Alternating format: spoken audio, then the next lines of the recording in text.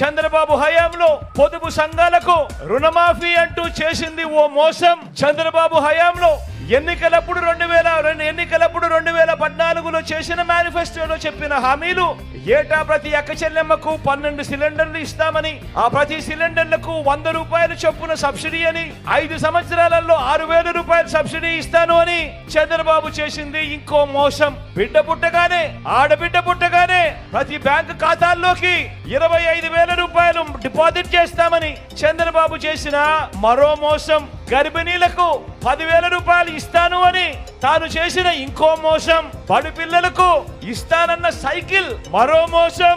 అక్క చెల్లెమ్మలకు ఇస్తానన్న సెల్ ఫోన్లు ఇంకో మోసం. చంద్రబాబు హయామంతా కూడా ఆయన 2014లో మేనిఫెస్టోలో చెప్పిందేమిటి, ఆయన చేసిందేమిటి అని చూస్తే చంద్రబాబు 5 సంవత్సరాల పాలనంతా కూడా మోసం.